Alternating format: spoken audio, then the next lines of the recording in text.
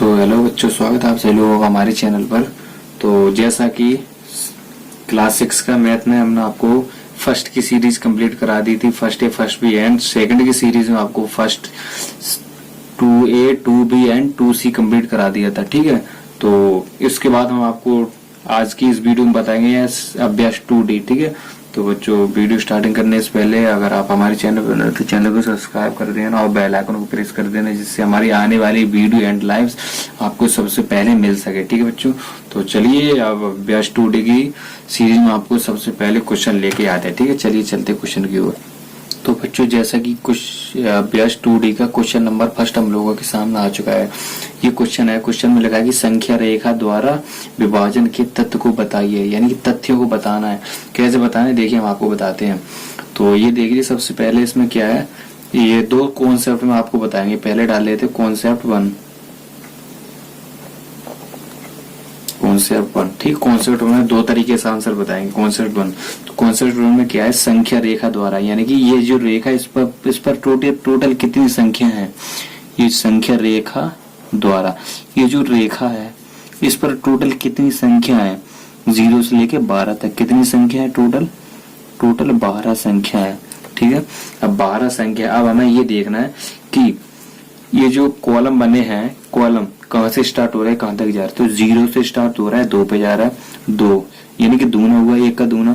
तो फिर 2 से स्टार्ट हुआ, 4 पे जा रहा है, यानी कि 2 का दूना कितना हुआ, फिर प्लस 2 जुड़ा, फिर 2 से ज्यादा कितना हुआ, 6, यानी कि फिर प्लस 2 जुड़ा, फिर 6 से उठ के गया सीधा 8 पे, फिर प्लस 2 जुड़ा, फिर 8 से गया सीधा 10 पे, फिर प्लस 2 जुड़ा, फिर 10 से गया सीधे 12, फिर प्लस कितना जुड़ा, 2 जुड़ा। तो ऐसे हम 2 से दे देंगे डिवाइड, तो कितना आया, 2 6 12, ऐसे आंसर आ गया मेरा 6। ठीक है, फिर से देख लो, संख्या रेखा, यानी कि रेखा पर टोटल संख्या कितनी है, 12। कितने के अंतर में संख्या है, 2 के अंतर में, तो 2 से कर देंगे डिवाइड, आंसर आया 6। अब कॉन्सेप्ट 2 देखो, कॉन्सेप्ट 2 में आपको है कितनी कॉलम दिए, 1 2 3 4 5 6, का आंसर हो गया 6।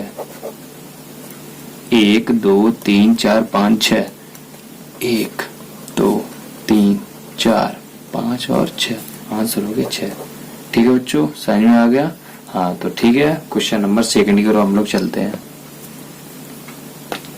तो बच्चों जैसा कि क्वेश्चन नंबर सेकंड हम लोगों के सामने आ चुका है, सेकंड में भी क्वेश्चन नंबर सेकंड में भी 2 क्वेश्चन दिए हैं। तो दोनों को कैसे करें, पहले क्वेश्चन को समझते हैं। ठीक है, तो क्वेश्चन में दिया है कि 21 में हमने डिवाइड किया है 3 का, कितना आया, 7 आया है। ठीक है, शेषफल हमारा आया है 7, भागफल। तो 7 के संगत गुणात्मक, संगत का मतलब होता है कि एक जैसा, यानी कि किसी की संगत कोई दूसरा सवाल कर ले। संगत गुणात्मक तथ्य 3 × 7 बराबर 21 है, अतः निम्नांकित तथ्यों के संगत गुणात्मक कीजिए। जैसे ये क्वेश्चन है, इसी क्वेश्चन की संगत से हमने दूसरा क्वेश्चन बना दिया। अतः निम्नांकित तथ्यों, यानी इन्हीं दोनों के आधार पर इन दोनों का आंसर हमें निकालना है। पहले ये देखो ये किए कैसे, तो हमने जैसे 21 में हमने 3 के डिवाइड किया तो 7 आया, यानी 3 7 21, यानी 3 से हमने 7 में दिया तो मेरा आया 7। ठीक है, ऐसे ही हमने फिर 3 का मल्टीप्लाई किया 7 से, 3 7 21 कितना आया, 7, यानी जो मेरा आया था यहाँ पे 7, तो 7 को हमने जिससे डिवाइड किया था उसमें कर दिया मल्टीप्लाई, कितना आया 21। ऐसे यहाँ पे करना है, कैसे करना है, जैसे हमने 8 को डिवाइड किया, 56 को डिवाइड किया था 8 से, 8 7 56, 7 आया था। अब 7 को हम मल्टीप्लाई करेंगे 8 से मल्टीप्लाई करेंगे 7 से, कितना है, 8 7 56। उसी की तरह किया, सेम इसी की तरह, 3 × 7 8 × 7, 3 × 7 तो 3 × 7 बराबर 21, तो 8 × 7 बराबर 56। सेम वैसे हुआ, तो जैसे 8 से हमने डिवाइड किया था 56 को, 8 7 56, 8 को 56 में डिवाइड करेंगे 7 बार जाएगा। ठीक है, ऐसे यहाँ पे आ गया 8 7 56, कितना है 56, इसका सीधा यहाँ पे मल्टीप्लाई करते हैं, मेरा आ गया 56। ठीक है, तो ऐसे यहाँ पे देखते हैं, तो 66 66 में 11, तो 11 के 66 में भाग दें, कितना आया, कितने बार जाएगा, 6 बार जाएगा, कितनी बार जाएगा, 6, 11 6 66। अब 11 को जब हम मल्टीप्लाई करें 6 से, कितना आएगा, 66। बस बिल्कुल राइट, संगत का मतलब ही होता है सेम, एक जैसे सारे सवाल होना। ठीक है, तो ऐसा हो गया। तो फिर से एक बार देख लो ये वाला। तो जैसे हमने 11 से 66 को डिवाइड किया था, 66 को, तो 6 बार गया था। अब 11 को 6 से मल्टीप्लाई करें कितना है, 66। बस ये हमसे पूछा था, जैसे क्वेश्चन में था। आपने अगर क्वेश्चन समझ लिया तो आंसर लगा दोगे, क्वेश्चन नहीं समझ पाए तो नहीं लगा पाओगे। जैसे क्वेश्चन समझ लो, 21 डिवाइड बाई 3 कितना बचा, इक्वल टू 7। यानी कि 21 में हमने 3 से डिवाइड किया तो 7 आया था मेरा। कि संगत का मतलब होता है कि इसी सवाल से और इसी जैसा, यानी इससे हम संगत गुणात्मक तथ्य, यानी गुणात्मक यानी गुणा करके, गुणात्मक का मतलब होता है गुणा करके तथ्य है, तथ्य ये है। तो इसी का हमने गुणा करके, ये लिखा है ना गुणात्मक, तो इसी का गुणा करके ये संख्या हमारी बन गई तुरंत, बन गई ना। अतः निम्नलिखित तथ्यों के संख्यात्मक गुणात्मक बताइए। यानी जैसे ये संख्या बनी है ना 21 बनी है 3 7 से, 21 से 21 बनी है, तो वैसे इसको बनाना है। तो 8 को हमने जब डिवाइड किया था, 8 से 56 डिवाइड किया तो 7 आया था। तो ऐसे हमने 7 को जब मल्टीप्लाई किया 56 से तो फिर भी 56 आया, है ना। 8 7 56। ऐसे 11 से डिवाइड किया था 66 को 6 आया था। ऐसे 6 से हमने 11 को मल्टीप्लाई किया तो 66 आ गया, बस 6 हो गए। ठीक है बच्चों, ये भी आपको समझ में आ गया। तो चलते हैं अगले क्वेश्चन नंबर 3 की ओर। तो बच्चों जैसा कि क्वेश्चन नंबर 3 हम लोगों के सामने आ चुका है, इसमें लिखा है कि 117 को 2 संख्याओं से गुणा करके, यानी 2 संख्याओं से गुणा के रूप में व्यक्त कीजिए, जिसकी एक संख्या, यानी कि एक संख्या में दी है 13। यानी कि इस क्वेश्चन में ये सीधा बोल रहा है कि ऐसी 2 संख्या को गुणा करें, गुणा करने पर हमारा आंसर 117 आ जाए। तो एक संख्या उसने दे दी है 13, तो दूसरी संख्या हमें निकालनी है, क्या संख्या होगी कि बराबर 117 हो जाए। ये 13 में ऐसी कौन सी संख्या निकालें कि यहाँ पे आंसर मेरा 117 हो जाए। कितना हो जाएगा, पहले तो सीधा आप कुछ नहीं करोगे तो 13 निम्मा 117 9 बार हो जाएगा। अगर आपको प्रूफ अगर सत्यापित करना है तो 117 में आप 13 के डिवाइड कर दीजिए, 13 निम्मा 117 खत्म। तो सीधे बोलेगे 117 को 2 संख्याओं से गुणा के रूप में व्यक्त कीजिए, गुणा के रूप में जिसकी एक संख्या में दी है 13, तो दूसरी संख्या ऐसी कौन सी होगी जिसको 13 से गुणा करने पर 117 हो जाए। 13 8 104 होता है, 13 नम्मा 117 तो 9 ही होगी, सीधी संख्या 9 होगी। ठीक है बच्चों, 13 निम्मा 117। क्वेश्चन में यही बोला था कि 2 संख्याओं को गुणा कीजिए कि आज हमारा आंसर आ गया 117। एक संख्या उसने दी थी 13, तो दूसरी हमें निकालनी है, तो दूसरी 13 निम्मा 117। सीधी सी बात है, 9 का हमने गुणा किया था 13 में, तभी 117 मेरी संख्या आ गई। ठीक है, तो ये भी क्वेश्चन आपको कोई डाउट नहीं दे रहा होगा। ठीक है, बिल्कुल इजी क्वेश्चन है। तुम मिलते हैं अगले क्वेश्चन 4 की ओर। तो बच्चों जैसा कि क्वेश्चन नंबर 4 हम लोगों के सामने आ चुका है, इस क्वेश्चन को पढ़े। इसमें क्या कह रहा है कि क्या ऐसी कोई पूर्ण संख्या संभव है जिसको स्वयं से विभाजित करने पर वही संख्या प्राप्त हो। यानी कि इसमें पूछा है कि ऐसी कौन सी संख्या है जिसमें खुद से डिवाइड करने पर वो खुद संख्या वही आ जाए, उसी से डिवाइड करो संख्या वही आ जाए। जैसे हमने मान लो एक संख्या है, तो एक संख्या है 1, जैसे हमने 1 से 1 को डिवाइड किया था, 1 बन जा 1 एकम 1 कितना आया 1 एकम 1। या मल्टीप्लाई करेंगे, डिवाइड करेंगे, गुणा करेंगे, आंसर 1 ही आएगा।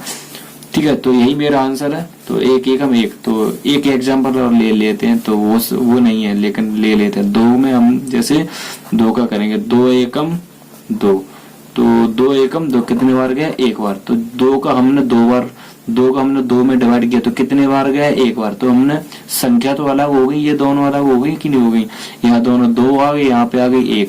मतलब यहाँ भी संख्या 1 हो, यहाँ भी हो 1 हो, और यहाँ भी 1 ही हो, एक जैसी हो तीनों संख्या। तो हमारे ये सवाल जो संपूर्ण तरीके से संतुष्ट होता है।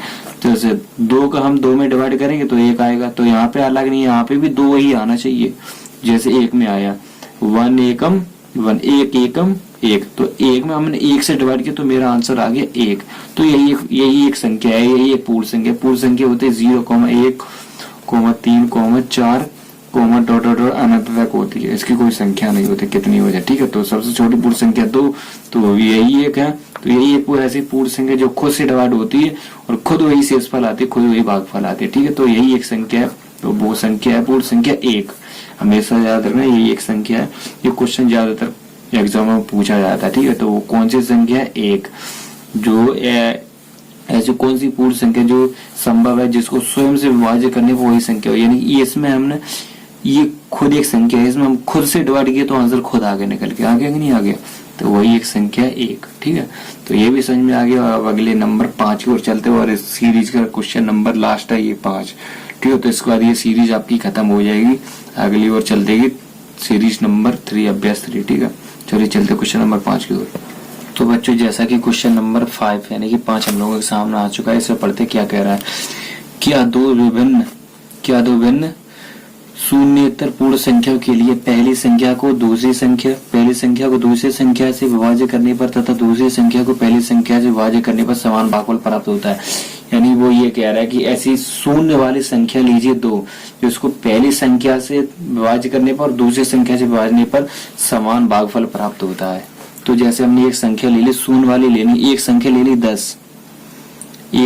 ली 10 और दूसरी संख्या से हमने कर दिया 20 से डिवाइड। 20 को हमने 10 से डिवाइड किया तो भागफल मेरे कितनी बार गया, 10 दूनी 20, कितना आया 20, पूरा डिवाइड हो गया, 2 आ गया। तो भागफल हमारा समान आना चाहिए। अब 20 में हम 10 का देते हैं, 20 में 10 का, तो सॉरी 20 का हम देते हैं 10 में, क्या जाएगा, पहली बात तो नहीं जाएगा, जाएगा भी तो पॉइंट में जाएगा, 0.5 जाएगा, 100 20 500। तो यार ऐसी कोई संख्या संभव है ही नहीं, तो इसमें कोई भी संख्या संभव नहीं है मेरे भाई। क्या है, नहीं है, कोई भी संख्या मेरे भाई संभव नहीं है। तो ऐसी कोई भी संख्या, सिर्फ एक संख्या के अलावा कोई संख्या ऐसी संख्या नहीं जो संभव हो। तो इसमें इसका आंसर हो गया नहीं, तो उसका जो फर्स्ट वाला था उसमें था हाँ। ठीक है बच्चों, तो इसमें ऐसी कोई संख्या नहीं है। 10 को 20 से डिवाइड कर देंगे तो 2 आ जाएगा, अगर 20 को 10 से डिवाइड करेंगे तो 2 नहीं आएगा। तो ऐसी कोई संख्या संभव नहीं है जिससे शून्य तक डिवाइड करने पर भागफल प्राप्त हो, यानी समान प्राप्त हो, ऐसी कोई संख्या नहीं। तो ठीक है बच्चों, ये भी आप लोगों का सीरीज करते हुए। तो बच्चों सीरीज फर्स्ट और सीरीज सेकंड दोनों सीरीज आप लोगों की खत्म हो चुकी हैं। ठीक है बच्चों, तो अगली सीरीज में हम आपको लेके आएंगे चैप्टर 3 लेके आएंगे, अभ्यास 3 में आपको बहुत बड़ा चैप्टर है, तो हो सकता है उसे हम पार्ट में डिवाइड कर दें। ठीक है ना, पार्ट में डिवाइड करते हैं कि वीडियो बहुत बड़ी हो जाएगी। ठीक है बच्चों, तो बच्चों मिलते हैं अगली वीडियो की ओर। और बच्चों प्लीज वीडियो को शेयर कर देना और अपने दोस्तों को शेयर कर देना और चैनल को सब्सक्राइब कर देना और बेल आइकन को प्रेस कर देना, जिससे हमारी आने वाली वीडियो लाइव्स आपको सबसे पहले मिल सके। ठीक है, तो चलिए मिलते हैं अगली सीरीज की। तब तक के लिए वीडियो देखते रहिए, तब तक के लिए धन्यवाद।